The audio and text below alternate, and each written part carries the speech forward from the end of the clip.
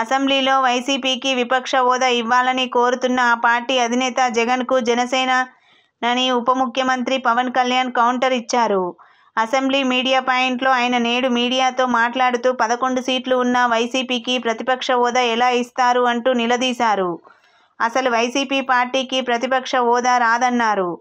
వైసీపీకి 11 సీట్లే వచ్చినా స్పీకర్ ఇన్ని రోజులు వాళ్లకు సరైన గౌరవం ఇచ్చారని చురకలు అంటించారు పవన్. ప్రజలకు ఇచ్చిన 11 సీట్లను గౌరవించి అసెంబ్లీకి రండి అంటూ ఆహ్వానించారు. అసెంబ్లీలో వైసీపీ కంటే తమదే పెద్ద పార్టీ అని పేర్కొన్నారు. విపక్ష హోదా అనేది ఒకరిచ్చేది కాదని అదే ప్రజలు ఇవ్వాలని జగన్కు హితవు పలికారు. బేసిక్గా ఒకటి హైయెస్ట్ మెజారిటీ ఎవరికి ఉంది వాళ్ళు ప్రభుత్వం ఫామ్ చేస్తారు. వాళ్ళకంటే నెక్స్ట్ స్టేజ్ ఎవరికి ఉంటే వాళ్ళకి ప్రతిపక్ష హోదా ఇస్తారు. అంతేగాని గతంలో మేము ప్రభుత్వాన్ని పరిపాలించాం కాబట్టి మా ప్రతిపక్ష హోదా ఎవరికి ఇవ్వరు.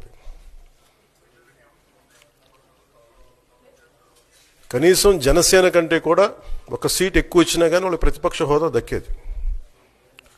ఈ రోజున ప్రభుత్వంలో సెకండ్ లార్జెస్ట్ పార్టీ జనసేన. దాన్ని ప్రజల దృష్టికి తీసుకొద్దాం.